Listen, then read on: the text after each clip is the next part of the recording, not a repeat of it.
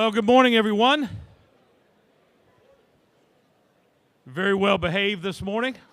Taking your seats, I appreciate that. We're very happy to see all of you here this morning for our 2024 State of the Schools program. I was talking to some people at my table, and they say, wow, this event has come a long way. And that is certainly the truth.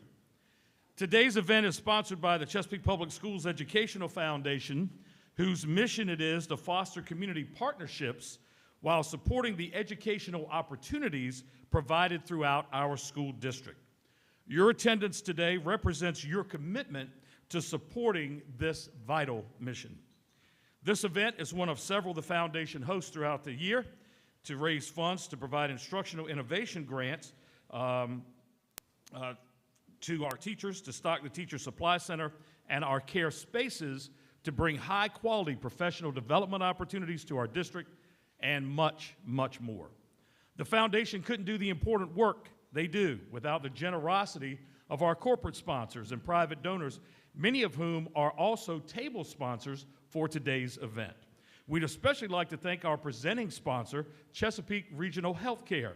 They've been a generous financial supporter of the foundation for years, but their work also extends to hosting student interns from our nursing and pharmacy programs and their long-running support of the work-based readiness program, Project Search.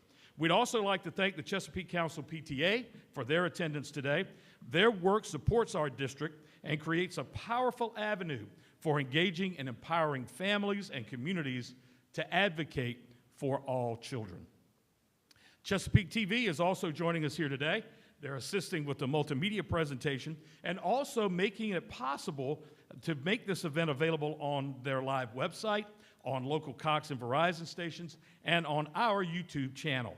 And we thank them so much for their support. Also around the room this morning, if you haven't seen them already, you'll see student media representatives from all 7 of our high schools. They're here on behalf of their respective journalism programs and will be documenting the event, so please smile when they come to your table. And what's not to smile about, right? At this time, the Oscar Smith High School Junior Air Force ROTC will present our colors. They are under the direction of Lieutenant Colonel Thomas Barrett and Master Sergeant Michael Fiorella. That will be immediately followed by our national anthem, performed by the Grassville High School senior, Kiara Stewart. Please stand as you're able.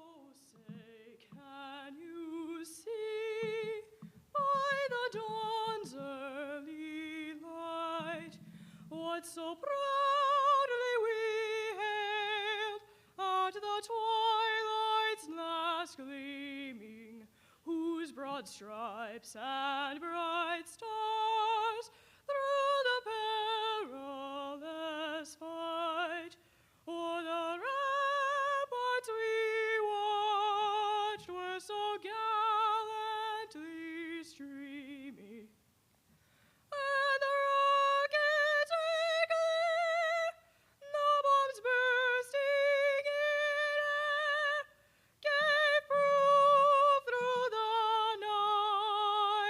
Of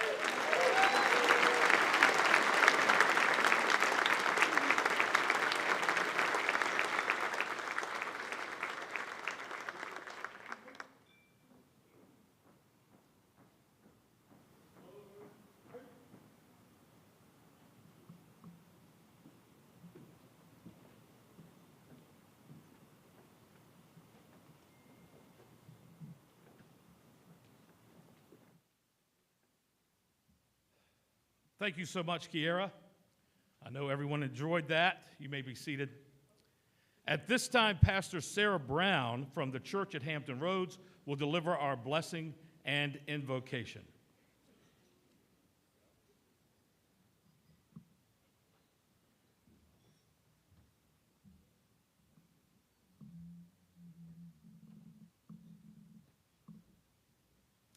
Thank you for having me here today. I feel incredibly honored and humbled to be surrounded by so many amazing leaders, educators, administrators.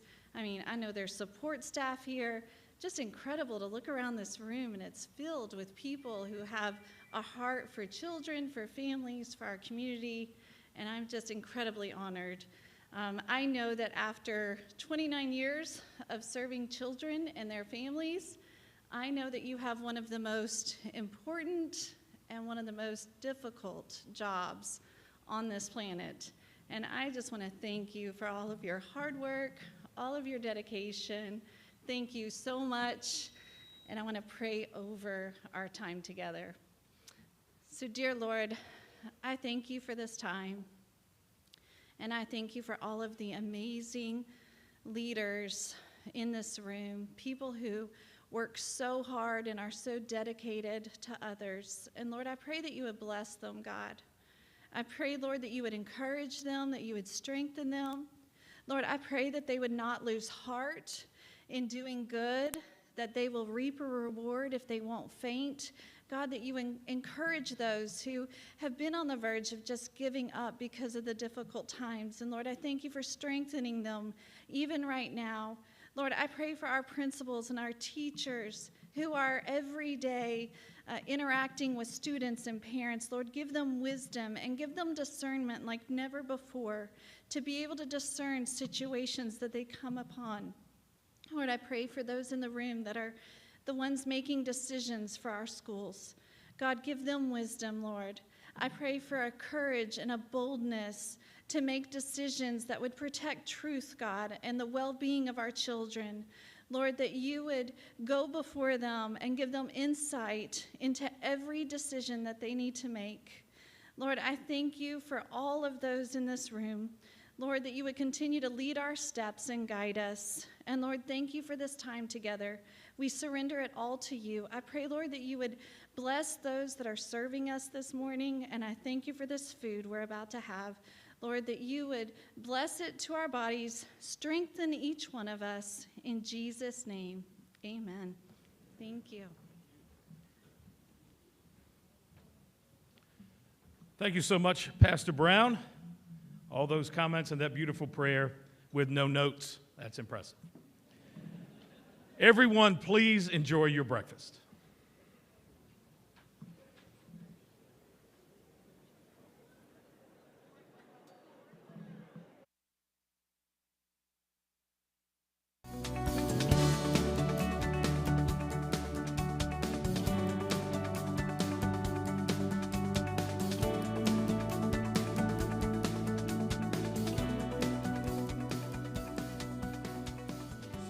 I don't know if I need this microphone or not. Okay, there we go. If you're still eating, please continue to enjoy your breakfast. Before we continue this morning, I'd like to welcome some special guests whom we are very happy to have here today.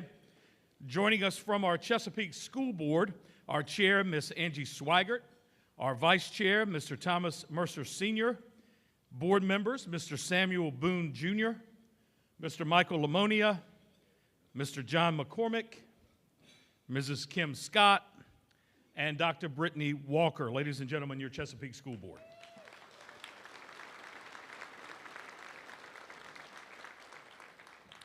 We're honored to have with us, representing Congressman Bobby Scott, Mr. Thomas Vivero.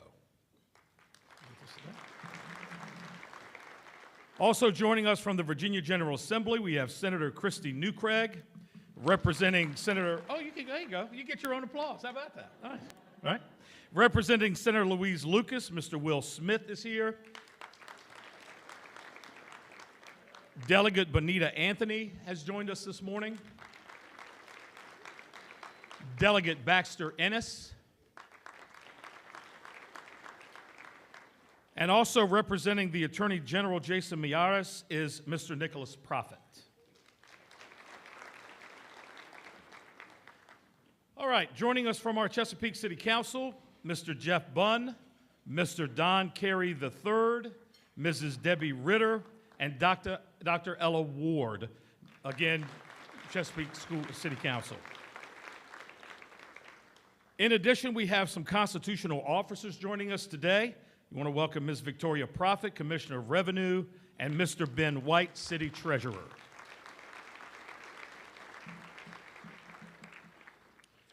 Finally, some additional special guests who are with us today. We want to welcome Fire Chief Sam Golisano and City Manager Mr. Christopher Price from the City of Chesapeake. Also joining us are our Deputy City Managers, Dr. Wanda Bernard Bailey, Mr. Robert Geis, Ms. Laura Fitzpatrick, and Mr. Brian Solis are with us today. Thank you all again for taking your time out to support us and to be here today. At this time, it's my honor to introduce Angela B. Swigert, Chair of the Chesapeake School Board. She was first elected to the board in May of 2020, and she has served as chairman since January 2023. Please welcome Mrs. Angela B. Swigert.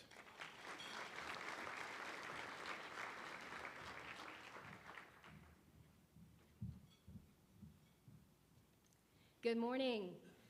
On behalf of the entire City of Chesapeake School Board, including Vice Chairman Tom Mercer, Mr. Sam Boone, Mrs. Amanda Dean, Mr. Mike Lamonia, Mr. John McCormick, Mr. Norman Poole, Ms. Kim Scott, and Dr. Brittany Walker, I am pleased to welcome you to the 2024 State of the Schools Breakfast. Thank you for joining us this morning. I begin by expressing our deep gratitude to the members of the Chesapeake Public Schools Educational Foundation. We appreciate all of the relentless hard work you do in support of our students and our staff. Our successes and advancements would not be possible without the steadfast leadership of our district superintendent, Dr. Jared Cotton. With over 30 years in education, Dr. Cotton has an impressive background in strategic planning, curriculum, and instruction. He believes an exceptional education begins with fostering strong relationships paired with creative and effective teaching practices. He stresses the value of integrity in working with our students, staff, and members of our community. Dr. Cotton is vigilant about constant improvement and innovation and encourages our school leadership to do the same. We are fortunate to have a superintendent who is wholly dedicated to our ability and responsibility to inspire, engage, and empower each of our students to achieve their highest unique potential. Please join me in welcoming Dr. Jared Cotton.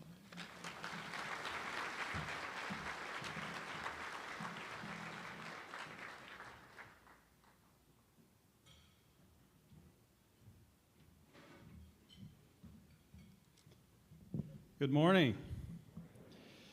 And thank you, Mrs. Swigert, for that introduction. Before I begin, I'd like to take a moment to thank you and all of our school board members who are here today. Your support remains crucial to the success of our school district. Thank you again for the opportunity to continue to serve as superintendent of this great district and this phenomenal city. On behalf of the school board and the entire leadership team of Chesapeake Public Schools, which, by the way, can I get my leadership team to stand, please, so we can recognize them for their great support?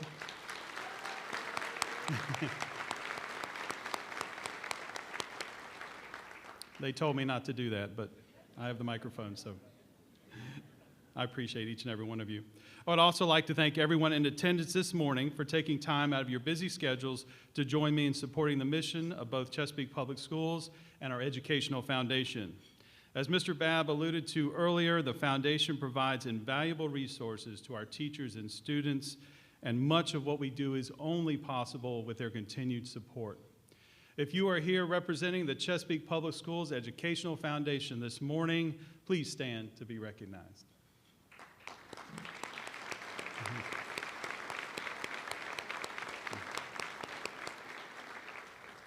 Thank you again for all you do. Chesapeake has been my home for the better part of my life. Many of you know that I'm a proud 1988 graduate of Great Bridge High School and that I began my teaching career as a 5th grade teacher at Crestwood Intermediate School. Fun fact, in the same classroom where I was once a student. When I look back and reflect on the path that led me here, and even on the detours that took me away briefly, it's no surprise that this community here is where I found my passion and purpose in life. Today, if you don't already, I hope you also find yourself here in our community and throughout our school district, because the great things that happen within our schools don't happen by accident. They happen with the support and commitment of people just like you. Everywhere you look in Chesapeake Public Schools, you'll find outstanding educators who are leading our classrooms with innovative practices. You'll find generous students giving their time to help others. You'll find coaches setting up their players for success on and off the field. And you'll find parents working with us as educational partners and volunteering their time to support our students and staff. It's in these small moments every day that you'll find collaboration, connection, and community here. Those of you who have close ties to our district are already very familiar with the role our strategic planning process plays in guiding the work we do, in measuring our success, and most importantly, in identifying areas of need for improvement. Throughout our time together this morning, you'll see how our 4 strategic goal areas, academics, employees, environment, and community, are seamlessly embedded within our vision to inspire, engage, and empower all learners to achieve their highest potential here. You already saw that incredible potential on stage this morning with the performance of our national anthem. What is already very clear is that Kiera is enormously talented, but to be successful, Kiera, her teacher, and our district had to find ways to work together to overcome some unique challenges. Take a look. 1, 2, 3, 4. Kiera is our visually impaired student. I actually met her during her 8th grade year. I knew right away that she was very, very talented because she just has this, she's like me in that she has a tiny frame but a really huge sound when she sings. She has a great big voice.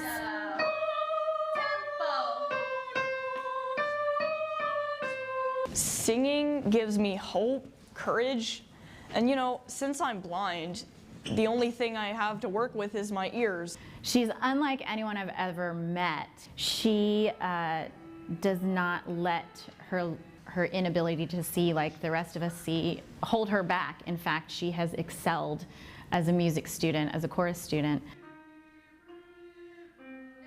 But in order to do that, Kiera has had some very unique challenges to overcome. A lot of what we do as a group relies on visual cues, but she won't be able to see that. So she and I have, over the years, come up with different ways to signal those things. Another challenge is the music that she might need to learn for something like district chorus. I always contact whoever's choosing the music or directing and say, I have a student who needs this music to be brailled. But I've learned a lot teaching her, and the district has learned a lot. Having her participate in all of these high-level chorus events, we have a little bit more awareness. The process is very difficult. Starts with an 8th note C. Sometimes I wanted to give up music. But instead, Kiera embraced it, learning to play instruments and combining her love of French culture with songwriting. I want to be a French interpreter. First thing I want to do is get to Paris. I want to get myself to Paris. I'm imagining all the beauty that Paris has to offer. I'm also using Paris as a symbol. And a little Paris means a little positivity. Put a little Paris in your life and you'll be fine. Teaching a student like Kiera really opened my eyes and the eyes of the students around her to really think outside of their own bodies and outside of their own experiences to make singing and communal singing exactly what it should be, which is an experience of, you know, the whole group. And we are making art together. I put a little Paris in my way and you'll be fine.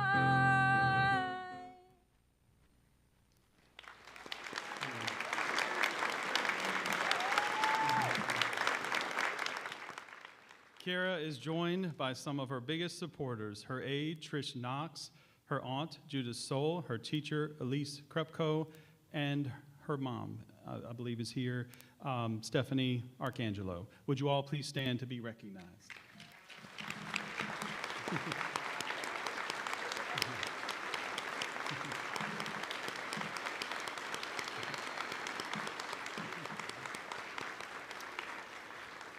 I'd also like to thank Dr. John Chenault, our supervisor of music. Dr. Chenault brought Kira's incredible story to our attention earlier this year when she was named to the Senior Honors Choir, one of the most elite recognitions a Virginia high school choral student can earn.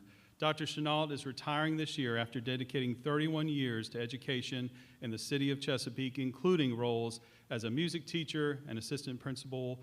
And John, we appreciate you and your commitment to all of our students, especially Kira.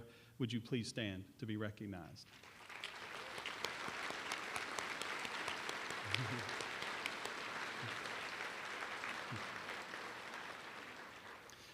Kira, we are so proud of you, and while we might not be able to send you to Paris, our Chesapeake Educational Foundation and Cafe Genevieve in Virginia Beach have a special gift for you. Mr. Murphy, who's on our Educational Foundation board, would like to present Kira with a $100 gift card to enjoy an authentic French cafe experience.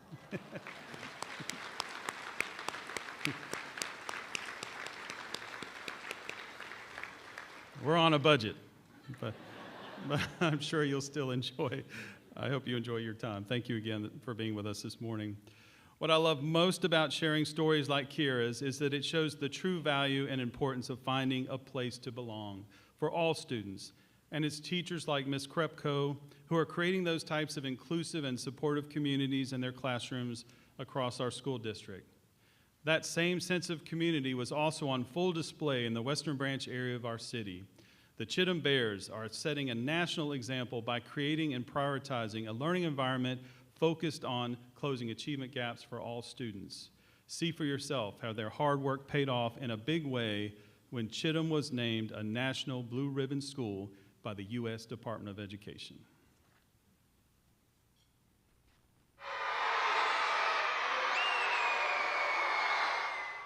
So today was our National Blue Ribbon Celebration Day. We were recognized in November as a National Blue Ribbon School by the United States Department of Education, and today is the day we were celebrating with our staff, students, some school board members, our superintendent, and some of his cabinet members. Your school district is proud of you, your superintendent's proud of you. We're so excited to be here today. Congratulations, students and staff, on a job well done. Thank you. There were only 353 schools in the entire United States, to include private and charter schools as well as public schools, that received this award. We are one of 7 public schools in the state of Virginia, and our school earned this designation due to our closing of the achievement gap for students. I like Chittum because I like when my teacher teaches me math. And each of you are getting a little blue sticky note today, and you're going to write a little thing about what you love about Chittum and add it to our blue ribbon. I love Chittum because each day I see my friends. I go in college. I want to study about helping people. Our students and staff have worked really hard, and so they really deserve this special day.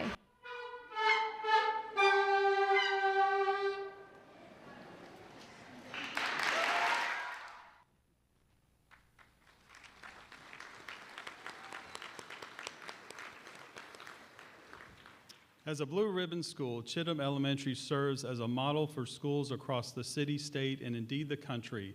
And we are so proud of them for putting Chesapeake Public Schools on the map at a national level. I don't know about you, but hearing young students like Amir express a desire to go to college to learn how to help people certainly makes me feel confident that our priorities are in the right place. Amir is here today with his parents and his principal, Bridget Outlaw. Would you all please stand to be recognized?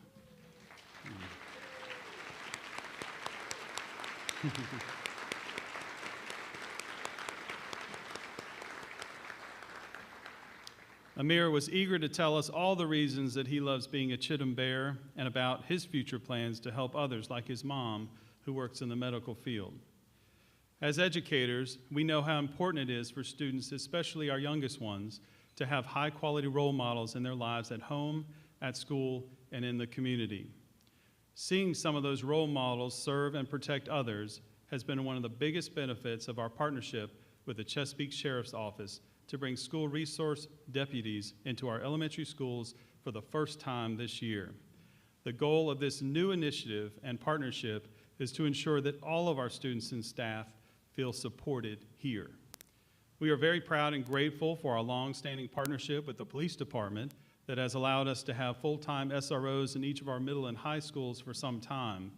But over the past few years, it has become increasingly apparent to us that our elementary schools needed some of the same kind of increased presence and support from local law enforcement.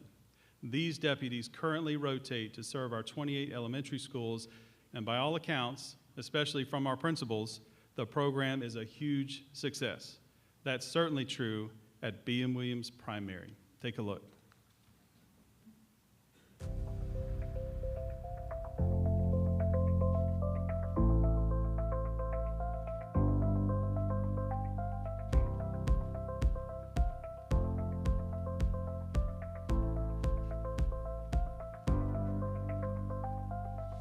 Been with the Sheriff's Office for almost 19 years. School resource officer here at B.M. Williams Primary. I think the kids, probably the best part of it, obviously I think is why we're all here. The transition from working in my previous unit has been pretty awesome. The teachers, the administration, they've made this experience pretty awesome. Of course, as a principal, it's nice to have that feeling of security, that we have someone here looking out for us at all times. It's great with the kids. He enjoys interacting with them. He allows his presence to just let everybody feel safe on property. He's doing a great job protecting our whole school. Just bridge the gap. Be present, build a relationship with these kids that, law enforcement, we're here to help. We're here to keep the school safe. Unfortunately, we do have to do threat assessments, and he offers another perspective, give us how he sees things, because we look at things educationally and he's looking at things from a safety, and he kind of keeps us all informed about what's going on in the community. Thanks, sir. Yep. Mr. A should be coming back that way. Okay, cool.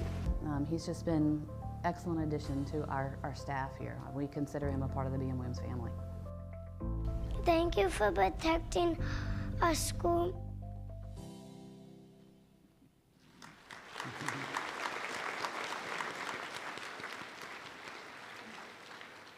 Deputy Mejia is here this morning. Would you please stand to be recognized?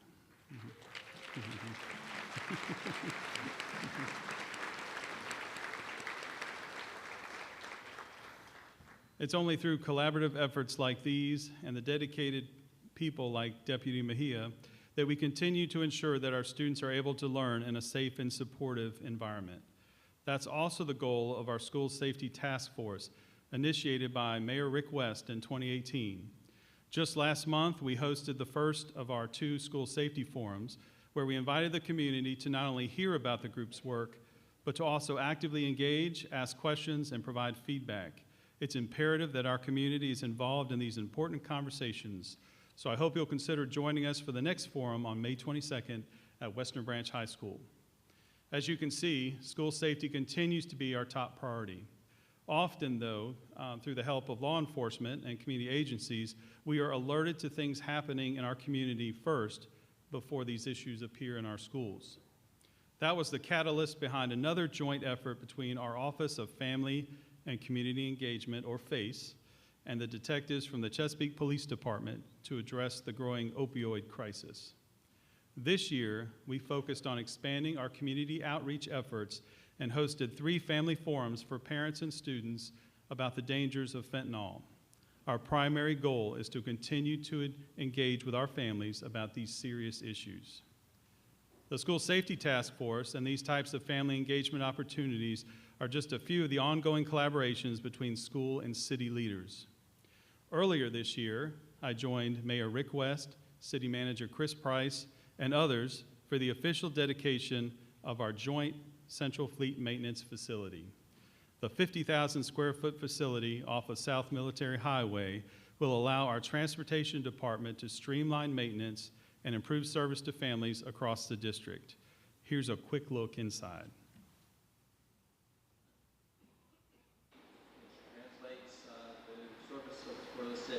So vehicle technology itself has improved, and then the facilities in the private sector that we compete with for talent have also improved. And it's sort of a two-pronged approach. We need to have the technology, we need to have the parts and inventory management systems, we need to have the just-in-time service delivery to be able to give our technicians and our mechanics what they need to do the job right the first time. But also when we're recruiting mechanics, recruiting technicians from the private sector to come join the team, the expectation in the industry is that you'll have a modern shop and be able to produce and prepare with all of the tools that those modern shops have. And so we wanted to accomplish both of those things with this facility, and I think it's clear that we've delivered. Well, it's really a game changer for our staff. We really just don't have the space in our current facility. We've actually had to add a second shift to come in and work different hours because they all can't be in the same place at the same time. So this is really going to allow us to be much more efficient and make a more comfortable work environment for them because they do incredible work each and every day to keep our buses rolling.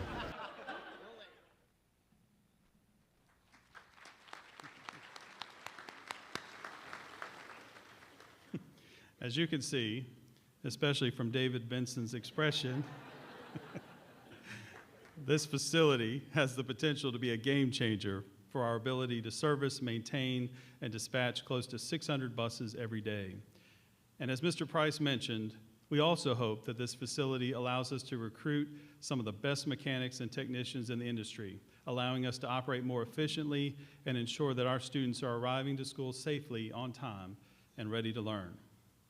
We also look forward to getting some of our students who are interested in pursuing careers in the automotive industry into this impressive space this summer as a part of our Grow Our Own internship program.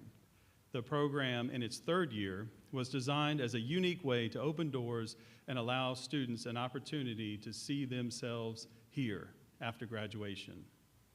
What we didn't expect was for one of our mechanics, who served as a mentor in the program, to find a new career path of his own and make the transition from technician to teacher.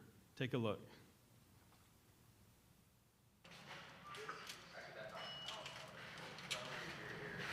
AutoTech is a 2-year program, and this is the level 1. It's dual enrolled through Tidewater Community College. We cover engine repair, shop safety, automatic transmissions, manual transmissions, drive lines, engine performance, and electrical. Mr. Snell is brand new to teaching, but is no stranger to Chesapeake Public Schools. He was a mechanic with the school division, and he had participated in the Grow Your Own program as a mentor to Chesapeake Public School students 2 summers ago. I had a student who knew nothing about it, worked at a grocery store, thought that they would like the automotive field, and just to see it click. And I mean, he told me, he's like, I love this. This is what I want to do. We were excited to get him because he's already invested in our family here. He's been an employee for the division for 12 years before coming to us. He's a great guy. I mean, he's taught me more than a lot of people have. He's a really good person. I love him. He gets a lot of hands-on work. He really gets us in the shop and gets us going and gets our hands on stuff. I grew up on a family farm. I was always around mechanics and, you know, working on heavy diesel machinery. I really liked it and the concept of everything, so I figured that this would give me one step in the door. I try to run this program like a shop. They've all got jobs. I've got 2 foremen. I am a student ambassador here, and I'm also a supervisor in our shop. Blue collar work runs our country, and I think it's really cool, especially women, to be seen in this field as a minority, and just really powerful. The more they do it, the more they love it. And I mean, it's what I love. I've always been drawn to it. It's so neat to do something different every day. I was ready for a change, and I feel like this was a good one.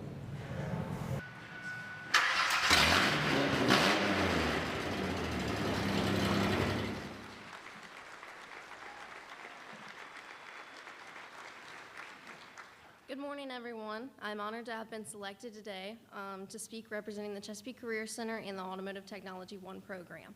My name is Michaela McPherson. I'm a junior at Grassfield High School, and I also attend the Career Center on the side. I grew up on my family's farm, working on heavy equipment and hanging out with all the guys in and around the shop. I was always around the blue-collar lifestyle, and I lived it myself. For those that knew me growing up, showing livestock was my life. I poured blood, sweat, and tears into every moment. I always saw myself working in the agriculture industry. I can now say with confidence that those who have watched me turn wrenches can attest to the fact that my heart now belongs to the automotive community. My plans changed from livestock to mechanical-based work in a heartbeat. The Career Center inspired that change. Coming into the center showed me what I really wanted to do in life. Whether it be small project cars or heavy diesel, such as farm and groundwork equipment, I find myself loving every single area of it. Being around other people my age that have similar goals in the automotive industry has pushed me to do better in what I was doing. As for my teacher, Mr. Snell, he's by far been the best teacher I've had. He's nothing short of my boss in the shop, and in my opinion, he has done an exceptional job with teaching me and my classmates things we did not know. The projects we have completed and the things we have worked on is endless. Every day is something different, and it helps me dabble in all aspects of the industry. For me, the Career Center changed my future for the better and gave me multiple opportunities to get my foot in the door. I am beyond thankful for the program, and I will be returning next year to finish off the automotive program. Out of school, I plan on attending either a trade school or going to get an apprenticeship with Carter Cat Machinery or John Deere. Without the Career Center, none of this would have been possible. Thank you all for having me here to speak today. Have a great rest of your day.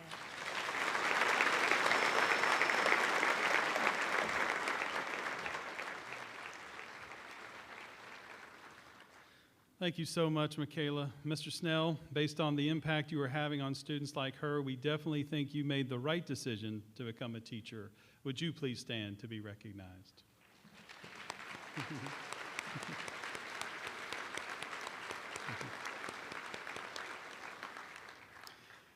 Michaela, thank you again for being here. We are so proud of you and look forward to watching you do great things in the automotive industry. Not every student has their future mapped out as clearly as Michaela. That's why the Take a Peek Job Shadowing Day is another great opportunity to expose students to a variety of post-high school career options. But something like this isn't possible without close ties to our community and business partners. Take a peek at how it works. We're really working to provide opportunities for our students to get hands-on experiences. There are so many different jobs within the city as well as the school. We are here today for our second annual job shadowing event. City Hall had 16 different departments taking students to job shadow for the day. We also had over 140 students placed today with businesses, wide variety of careers going from the healthcare field, technology, construction, and maritime careers. So we're very excited. We're here at AIT Marine. I'm the well program manager.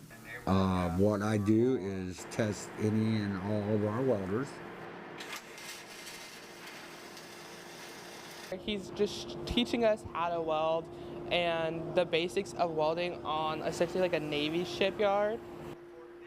I am more than willing to help them see what's out there. I hope it helps and gives them another alleyway in their career. I'm a licensed program supervisor here at Chesapeake Integrated Behavioral Health Care, and so today we're trying to show students how vast the mental health field is, because really there's so many different facets of it that you may not know about if you're not directly involved. Today I will be at the Chesapeake Integrated Behavioral Center, and I'll just be shadowing what's going on. I did participate in New Year's Youth Day, and it was a really cool experience, and so when I found out they were doing the Student Shadowing Day, naturally I was willing to participate. We need more people in the mental health field for sure, so the more interest that we can generate, there's a lot of need out there right now in the community. I want to do it though mainly because it was an opportunity to put my foot into a little of the healthcare field. Even if it's not exactly what I want to do, I feel like it's just a good start.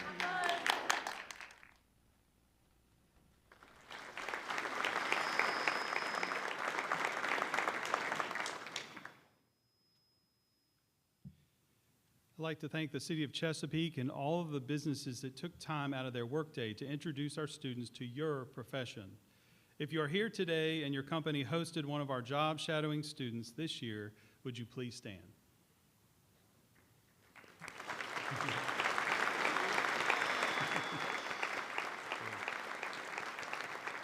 Thank you. Students had a chance to be lawyers, firefighters, doctors, early childhood education teachers, welders, and much more, thanks to you. These students are just starting to think about their new careers, but as many of you in the room can relate, sometimes after a few years or even decades on the job, it's important to find ways to keep yourself engaged to avoid burnout.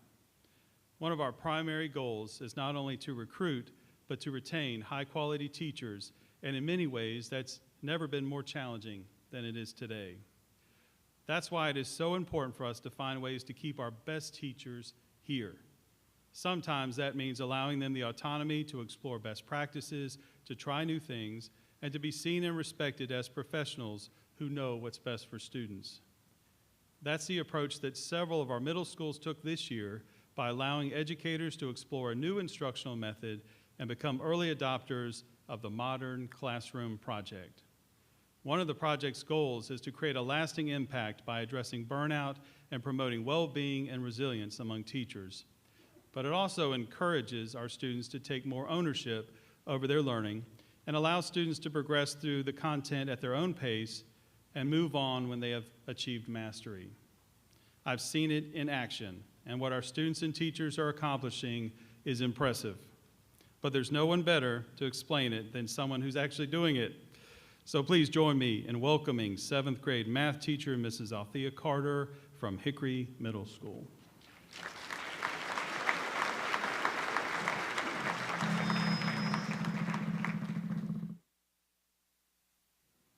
Thank you.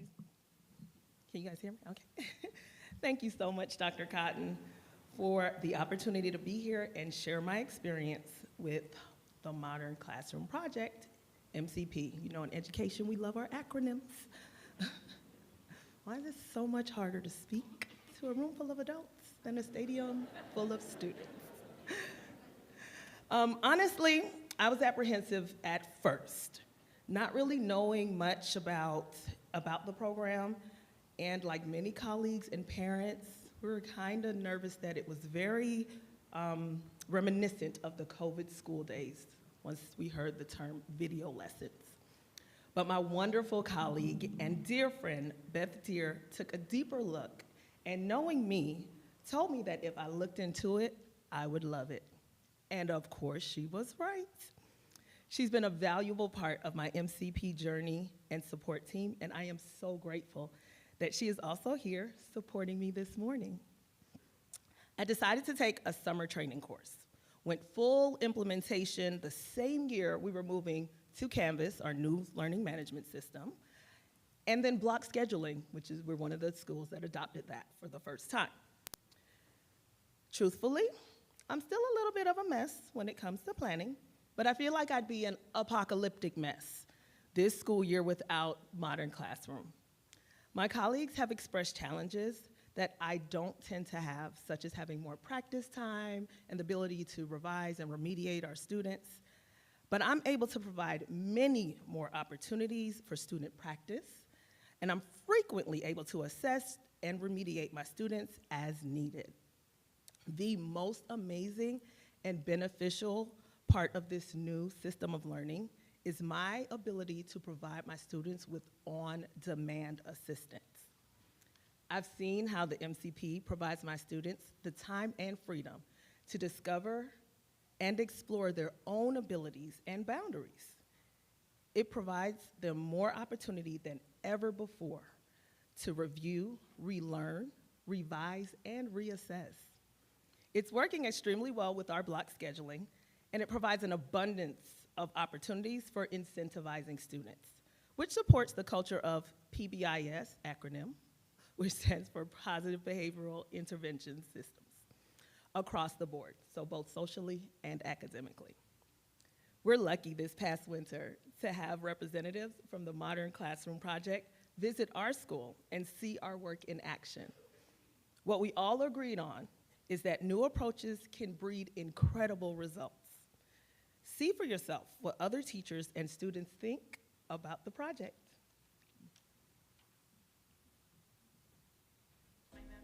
What did we want to get by itself? Modern Classrooms project is a three-pronged instructional approach that involves blending instruction through teacher-created videos, which allows students to self-pace through content, which allows for a mastery-based learning progression. What that means is that each day, students should be moving on to the next lesson when they're ready. My name is Christine Barford. I'm the Vice President of Partnerships at the Modern Classrooms Project.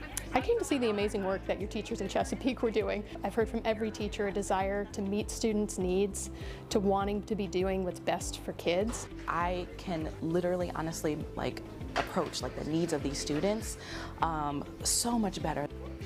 My name is Samaya Van. I'm in 6th grade, and basically Modern Classroom is where you can stay on your own pace. We have a progress tracker where it's on the board and we have a paper so she knows where we're at. Kids were all able to independently tell me what they're working on, why, what they're moving on to next. And if a student misses a day, they can access it at home, they can access it as soon as they come back and pick up exactly where they left off. I was out for a couple of days, so I'm reviewing over lesson 5. I'm able to catch up more and ask the teacher for more understanding. I just wanted something where I could meet everybody where they needed to be, and Modern Classroom was just the highway that took me to my goal. They have definitely a growth mindset with this program. They feel successful, and success breeds success, so it's been huge.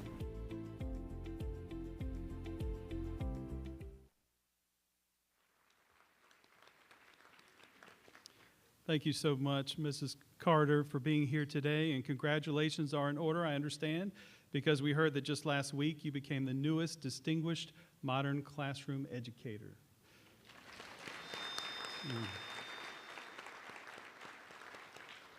We look forward to seeing other teachers benefit from your experience and willingness to share both your successes and your challenges. Again, let's give her a hand for a great job.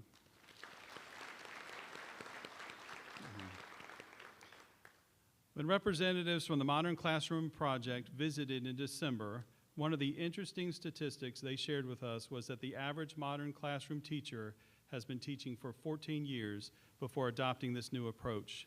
In their research, Modern Classroom found that most teachers at that stage in their career want to continue teaching, but need a different strategy to energize themselves, but also to make sure that they are reaching every single student in their classroom. We often encourage teachers to give students ownership and choice in how they demonstrate their content mastery, so it only makes sense for us to give teachers that same flexibility to take some calculated risks and try new, innovative methods. Another group of teachers always willing to do what's best for their students is our outstanding group of 2024 Teachers of the Year. It is always a highlight of every school year to be able to celebrate their commitment to education. Take a look. Acknowledge our 2024 Teachers of the Year.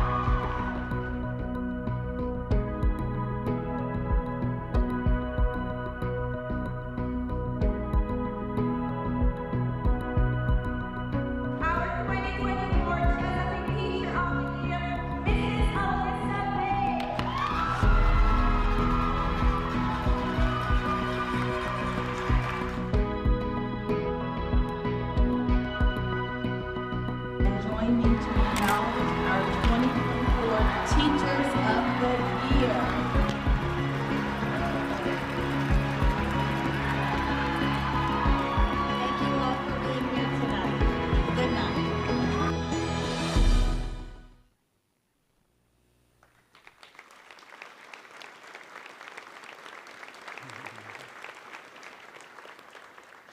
Our 2024 Chesapeake Teacher of the Year, Miss Alyssa May from Butts Road Primary School, is here this morning and is joined by Mrs. Chelsea Nash, Mrs. Kathy Mustaine, and Mr. Maurice Frazier, representing our other overall district-wide honorees. Would you all please stand to be recognized?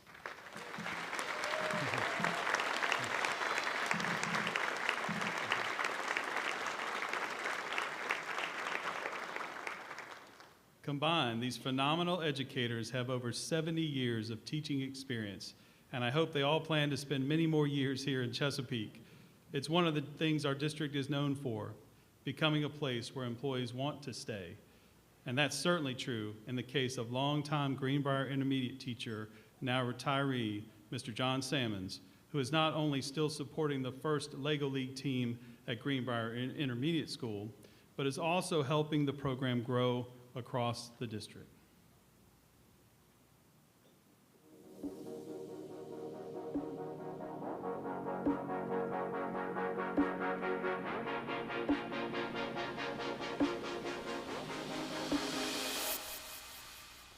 We're at Greenbrier Intermediate School and we're having our first Chesapeake Cooperation Challenge.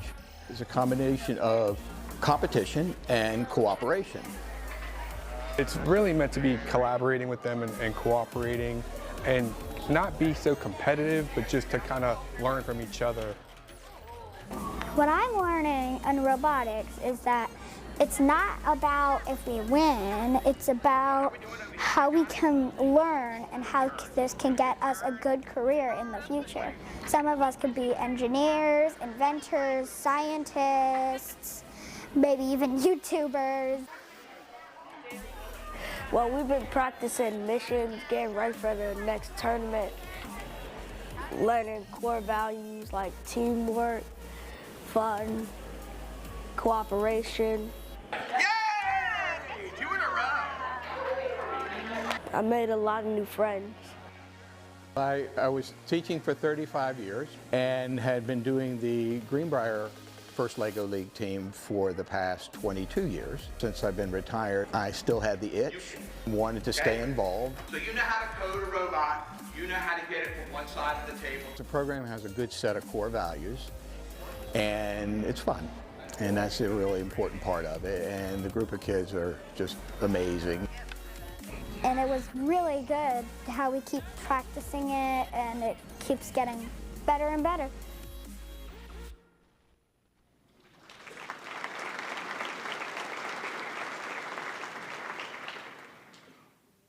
My name is Aiden Saunders and I'm a 5th grader at Thurgood Marshall Elementary. In the fall of this year, I was a member of the first LEGO League at my school. The first LEGO League wasn't just about putting Legos together or running a robot. It was about working as a team and solving problems. Our team was made up of different people with different strengths and weaknesses. My strengths are running the robot and interacting with people. My presentation skills aren't that bad either. This was my school's very first contest, and it was also the first time I ever went to a tournament. On tournament day, we were both nervous and excited, but I was amazed at how we came together and participated in all 3 competitions as a team. We even ended up winning first place in the Innovation Project category. I'm really glad I joined the first LEGO League club this year. I hope my middle school and high school have a robotic club too. When I grow up, I want to be a technologist. Thank you so much for this opportunity here today.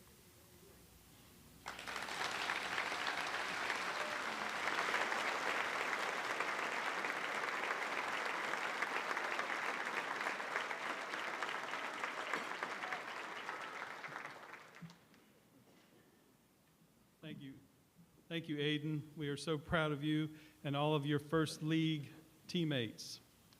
We'd also like to thank your LEGO League sponsor, Michelle O'Neill, and your principal, Andronette Ingram. Would you both please stand to be recognized?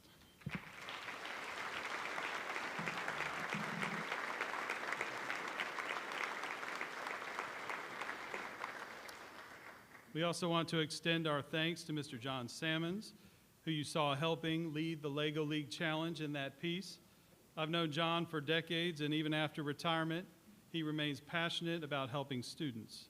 Unfortunately, he was unable to be here this morning, but I wanted to make sure his contributions to the expansion of the first LEGO League program in our district was recognized.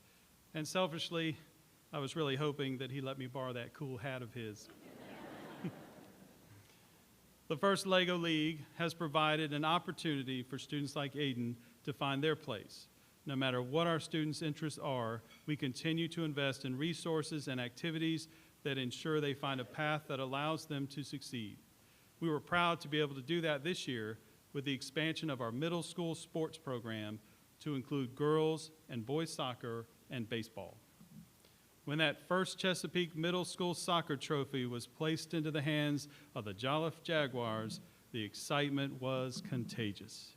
Here to tell us more about what that moment meant to her is 8th grade girls soccer co-captain Abby Swisher.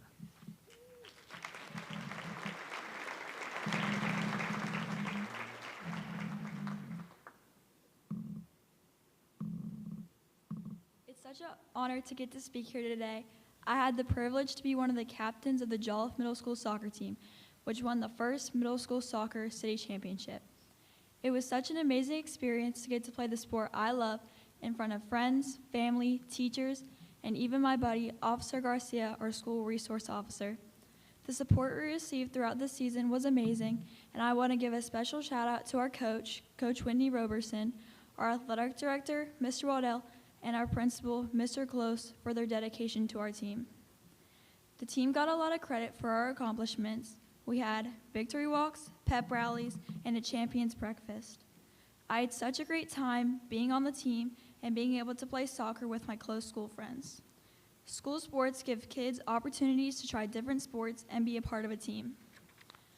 I am proud of our team's achievements, and this is a moment I'll cherish forever. Thank you all once again for allowing me to share this experience with you.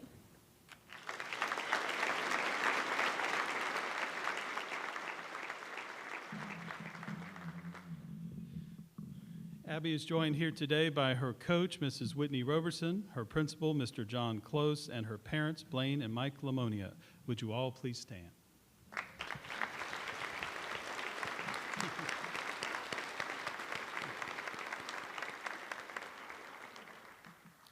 I'd like to also congratulate the Chesapeake Middle School League Boys Baseball champions from Hickory Middle School for also taking first place in their inaugural season this past fall, and we look forward to crowning the inaugural boys soccer champions next week.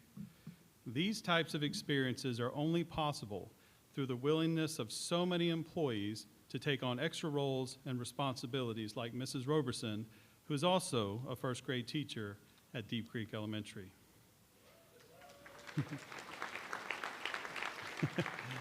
We have the Hornets in the house. At Great Bridge High School, 2 other teachers are also donating some of their extra time to offer a very unique experience for the Wildcats. After school, 3 days a week.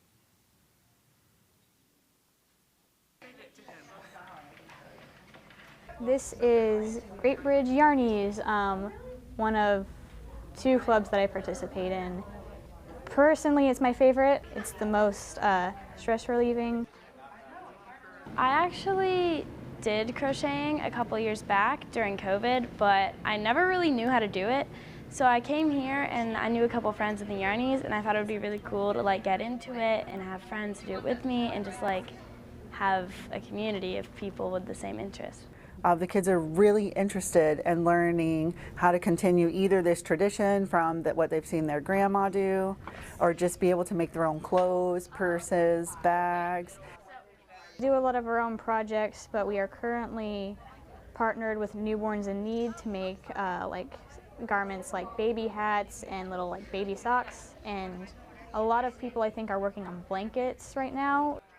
I came to a craft fair in the fall and happened to see that there was a Wildcat Yarnies table set up. She saw us and couldn't get to us because the table was so full with other people.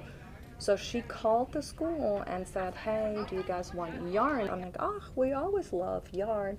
But then I said, what do you do? We basically make a lot of different things for local newborn babies that are born into challenging situations and don't have the supplies that they need. Our whole thought process here is help the community that we live in. It has a purpose now for the students and for the babies.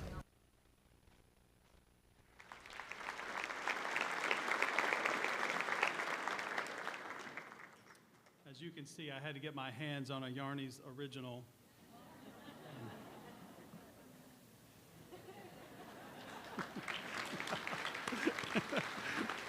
Ooh, that's a little warm. Deborah Williams, president of the local chapter of Newborns in Need, is here this morning with Yarny's co-sponsors, Mrs. McChesney, Mrs. Fallon, and Yarny's president, Caitlin Home. Would you all please stand to be recognized?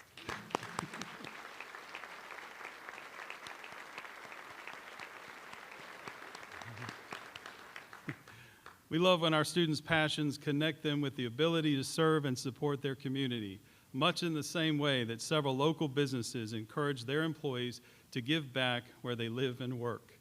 For the past several summers, the Community Involvement Committee, a joint community service effort of both Heartland Construction and Comfort Systems of Virginia, have adopted a school and generously donated their time and money to update and renovate outdoor spaces. We've seen their generosity on display at Camelot Elementary, the Chesapeake Career Center, Indian River Middle, and Chesapeake Center for Student Success. But their commitment to updating the Treacle Elementary courtyard this summer was their largest, but also hopefully their most rewarding project to date. I'm Eric Stickler, president of Heartland Construction. Well, we have the beautification of Treacle's courtyard. So we've teamed up with some of our sister companies, Comfort Systems of Virginia, Bridgman Civil, to renovate this courtyard from what it was, which was, kind of a bowl of weeds out here and dirt. And we regraded it, brought in, literally tons of rubber mulch, and we had staff members from all three companies out at our shop building tree stump seats, school tables, an art center for the kids. So it's been a heck of a process. This project has been a huge undertaking, much bigger than we've ever done before. And it really started with doing the stumps. We had to completely get them bare and stain them and cut them and sand them. And then we were donated the electrical spools for the tables. So that was really cool. We got to paint those. So yeah, we kind of took it on. There were some drainage issues at first, which we weren't expecting. And Bridgman Civil was kind enough to help us out and get the drainage done and fixed and the grading fixed. Having this courtyard has been amazing. I've taught language arts out here. I've actually taught science out here as well. So we try to get out into this courtyard as much as possible. Here we're outside in the real world, and we're trying to make sure that our students are college and career ready. So we're outside. We are actually surveying right now. Some of my friends, they might be an engineer someday, so that it's a perfect environment for them to just get into it and do some real project-based activities. I've lived in Deep Creek my whole life, went to Deep Creek High, Deep Creek Elementary, so this has always been right around the corner from us. It's just nice to give back to where you live and where you work. So we're excited for the kids to have a nice outdoor learning environment. They did an absolutely fabulous job with turning a barren piece of land inside of a building into a wonderful oasis for our students.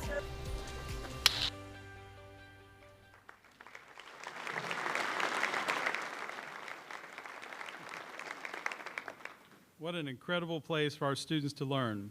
With the Heartland Construction, Comfort Systems of Virginia, and Bridgman Civil team members who are here today, please stand to be recognized.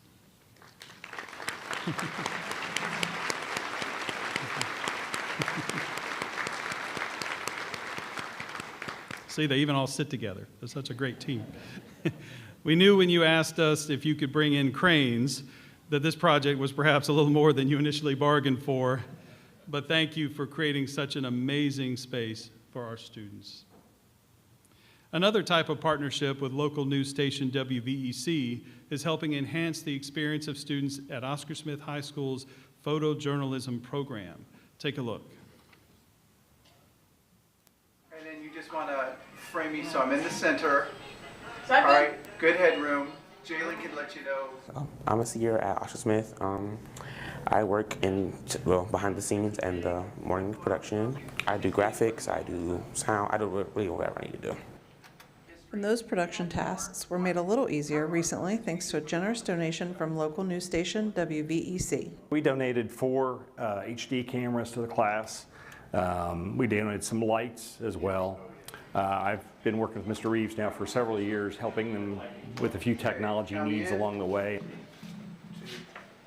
Not seeing everything that we do at Oscar Smith, so we're so appreciative. Well, this stuff's still good. That's the crazy Yeah, thing. yeah. Everything we donate is still functional. It's still good. Still good technology. Currently, it's 44 degrees outside and sunny. Today's forecast calls for sunny skies, high 56. I'm Gavin. And I'm Tristan. With your morning announcements. The more they can learn this before they go to college, the better. The more experience they have before they go to college, where they're learning it all from a textbook. This is hands-on experience, incredibly valuable. Definitely had to multitask and doing multiple things at once. Doing audio was something I struggled in, which I can do now. Graphics, being a little more creative. They need this experience, and it's our future. They need to learn this, and we need to get them educated in it earlier rather than later. This is fantastic that they do at the high school level.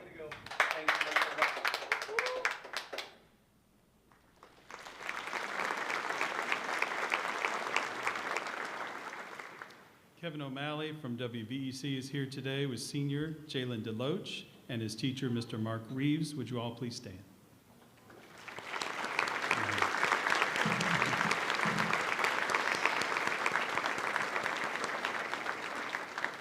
We love seeing our students engaged in these types of real-world, hands-on experiences that truly bring learning to life.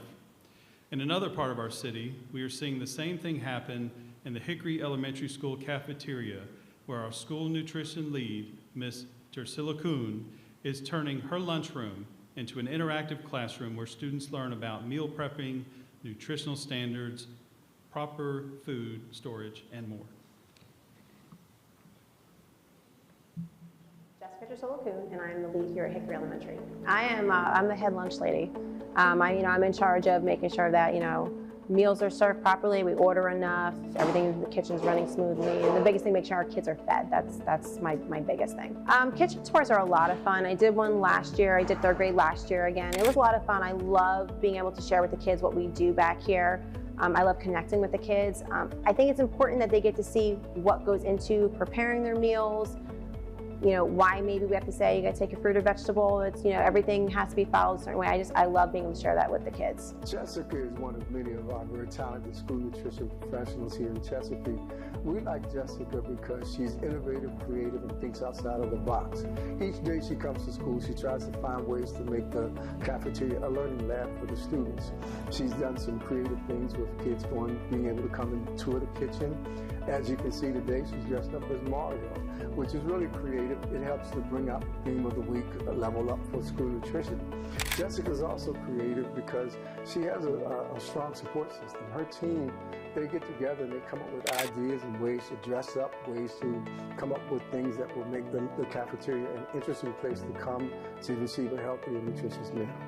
I just want to thank my crew because I would not be able to have gotten through last year and even this year without them. I mean, I learn every day as we're going, and today on days where I'm doing tours and stuff, they pick up the slack, and I wouldn't be able to do what I do without them.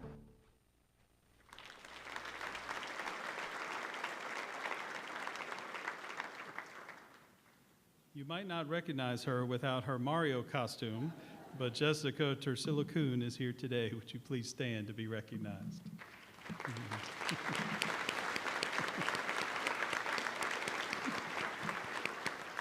You are certainly a natural educator. So if you ever want to follow Mr. Snell's footsteps into a classroom, be sure to let us know.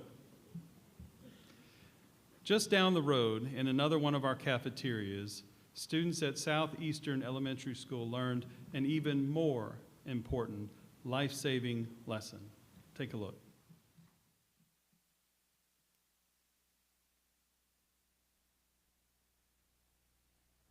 Student here at Southeastern Elementary School is alive thanks to the quick actions of his friend and school security officer who were in the right place at the right time. I'm Pari Cruz, and I'm out in Chesapeake to introduce you to this week's Everyday Heroes. It was a scary moment for everybody who saw it. It felt weird. It was like sideways in my throat, like poking. Just coming back from their holiday breaks on January 4th, third graders Wyatt Park and Cora D'Artes were sitting together at lunch when a Dorito from his walking taco got stuck in his throat. His face was like as red as like a tomato. Wyatt was in trouble. I like tried the Heimlich maneuver. It was all quiet. Then all of a sudden I hear, "He's choking!" So that's when I ran over. And I said, Cora, I got him. And she backed up. And I just gave him the Heimlich. Everybody's saying, hero, hero. And I'm like, no, just doing my job. Wyatt went off to the nurse's office, fortunately quickly recovering from the scary experience. I wanted more food. The next day, Wyatt's mom came on campus to thank Mr. Little. Extremely grateful, because if not for both of their parts in this, the situation could have turned out entirely different. You know, that's what y'all brought me here for. Yeah. And I was trained to do is to take care of my family. It's actually God. He just made sure that everything happened for a reason. Mr. Little's help going a long way. So we decided to surprise him with an Everyday Hero Award. So, Mr. Little, I know that you don't like being recognized, but we just wanted to recognize you for helping out every day and for helping save Wyatt that particular day. And we wanted to honor you as one of our everyday heroes with WTKR. Well, our partners over at Southern Bank wanted to gift you with a $300 gift card for all of your actions that day. I feel honored. Just thank God that I was there and there to help. I love you guys. I'm just thankful.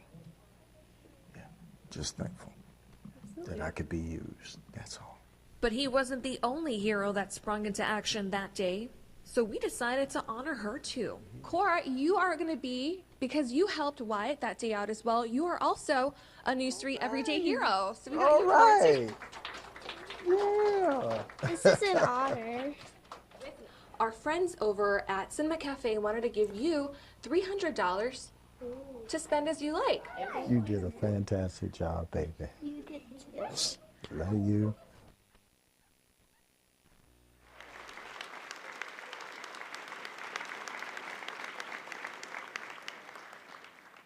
Good morning. My name is Jody Park. I'm Wyatt's mom. January 4th, 2024 was a normal day until I got a call. I saw the school's number on my caller ID. My first thought was, okay, which kid is sick now or who's done what?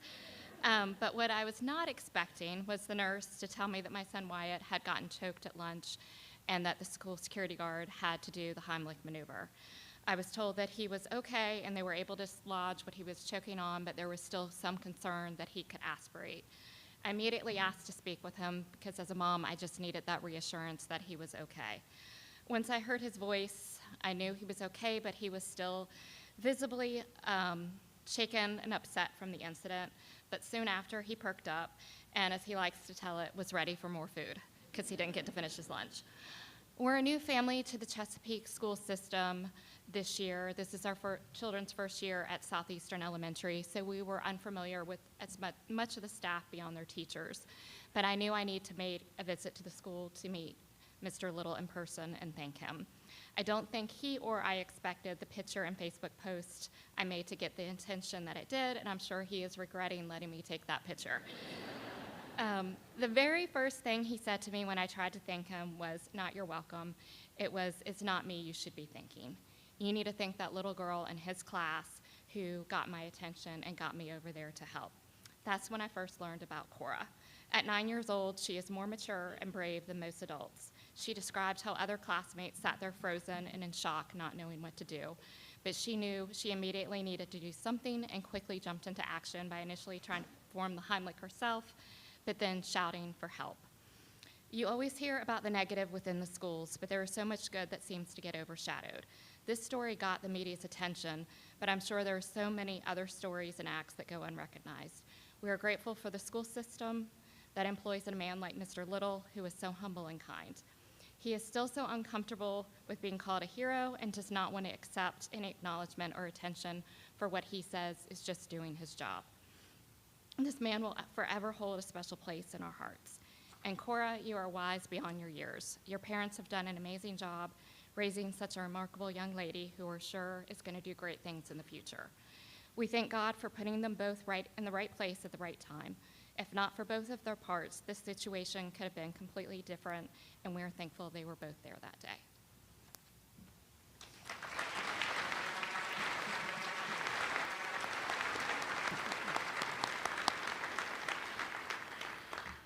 Thank you so much, Mrs. Park, to you as well as Mr. Park for being here today to help us celebrate the quick thinking actions of Mr. Little and Cora. They are both here today and more than deserving of the title Everyday Hero. Would you both please stand so we can give you one more round of applause?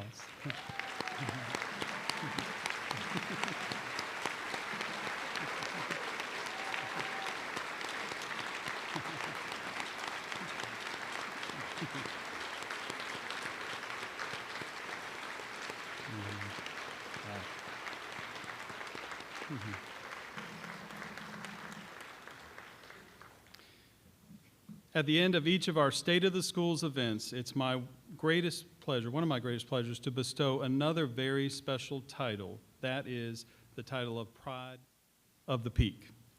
This award was established in 2021 to recognize those members of our community who go above and beyond to support our students and their families.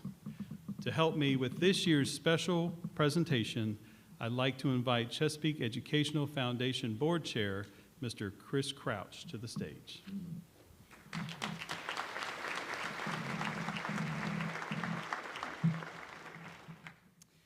Thank you, Dr. Cotton, for the opportunity to be here today and to host the State of the Schools breakfast. The Chesapeake Educational Foundation's primary purpose is to support the work of the school district. We are proud of the many ways that we help foster community partnerships and encourage others to find ways to create and give back here in the Chesapeake Public School System. As an educational foundation, we're incredibly fortunate to have numerous business partners, many of whom are here in attendance today, that generously support our grant programs, our Teacher Supply Center, and our Care Space programs, all designed to ensure that our students show up to school ready to succeed. One of the reasons I'm so proud to be invited here today to help present this year's Pride of the Peak Award is because I've seen the dedication of this individual up close for many, many years. I consider this person not only a colleague, but a dear friend, and I know this room is filled with so many others that are considerate to have crossed paths with this year's recipient. Please take a look. When I got the call and learned who the recipient was for this award, actually I was shocked. I don't even think this person likes kids. This year's recipient is a volunteer extraordinaire. Thank you for helping us to achieve the things that we want to achieve for our schools. She was such a blessing to my school. She consistently shares of her time, her talents, and her resources with many organizations, but Chesapeake Public Schools is closest to her heart. She's a cheerleader for Chesapeake Public Schools. She's behind us in everything that we do. I can't think of anybody else that epitomizes what this award stands for. Thank you for everything you did for me and my young scholars. She makes everything that you do fun, and you enjoy volunteering and working with her. We talked, we laughed, and we filled those book bags knowing that this was going to be a precious gift for our students. I get to watch from a front row seat just how much impact that she has made. She's a teacher first and a mom first before all of the other roles that she fulfills, and you can see that in everything that she does. We are very fortunate that this recipient and her family called Chesapeake home. She's been so inspirational, insurmountable force in the community, especially when you're talking about public schools. Our mom would always pack backpacks for the students. I'm extremely proud of what she does for the community. And she fills out little containers with school supplies and puts them in the backpacks and delivers them to schools. And we would help her with filling that up. Being a former teacher herself, she has really kept close to the vest of how much she cares about the teachers. And I think that's what inspires her to be the type of person that she is. She sparked like the interest of helping others, and I've always taken pride in that. She would actually rather be the anonymous one, the one that's in the shadows, that makes sure everybody gets what they need and gets what they deserve. She's caring and loves us, and she loves the students. I know she inspires me every day.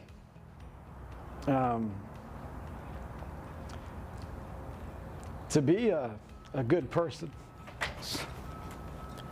And I'm glad that she has that effect on our kids. Mom, we're proud of you. Mom, I'm so proud of you. Claudia, I'm so proud of you. Claudia Kadir. You are. You are. You are Pride of the Peak. Pride of the Peak.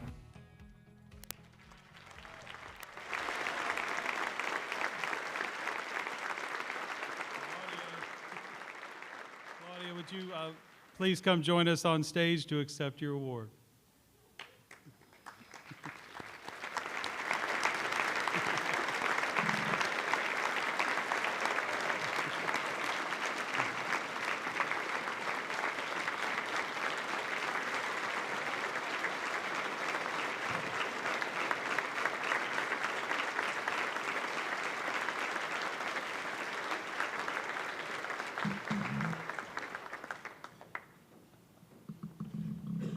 We're in trouble.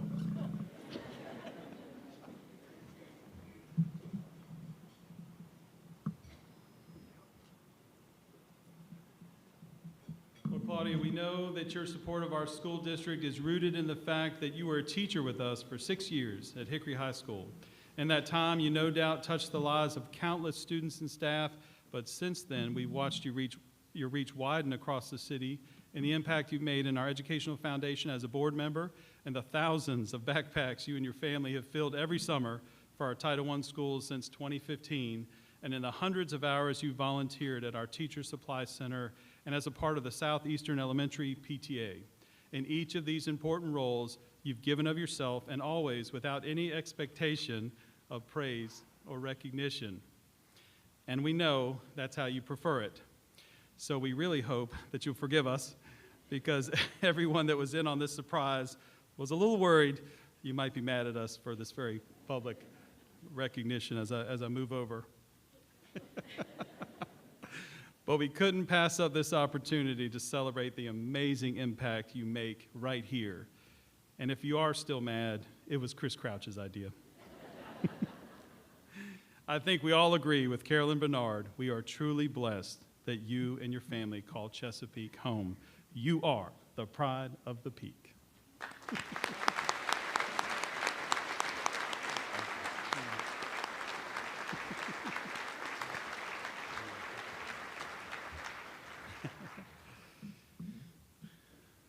As our time together this morning wraps up, I want to again extend my gratitude to everyone here today for your support of Chesapeake Public Schools. I'd also like to sincerely thank the guest speakers who graciously agreed to join me on stage and share their incredible stories with you this morning. They represent just a small fraction of the learning that happens here, the rewarding careers that are built here, and the community partners who give back here.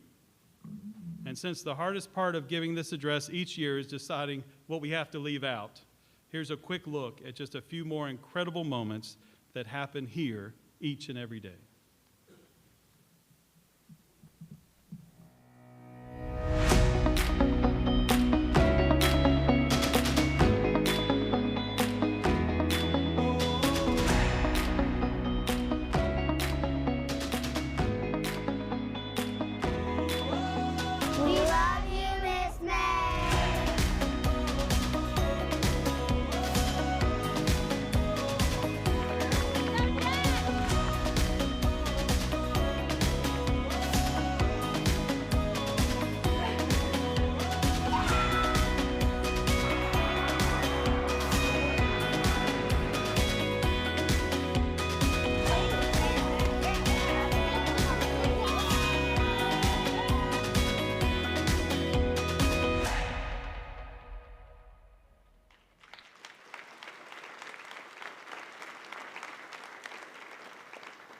We hope you will take what you've learned today back with you into your communities where you live and work. In order to help you, members of our staff and several of our students are around the room with copies of our annual report, a publication that features our strategic plan in action and proof that the state of our school system is strong, thanks to you. Finally, I'd like to once again thank all of our sponsors. Without them, the good work of the foundation and events like this would not be possible. Thank you for coming today, and enjoy the rest of your day. Thank you.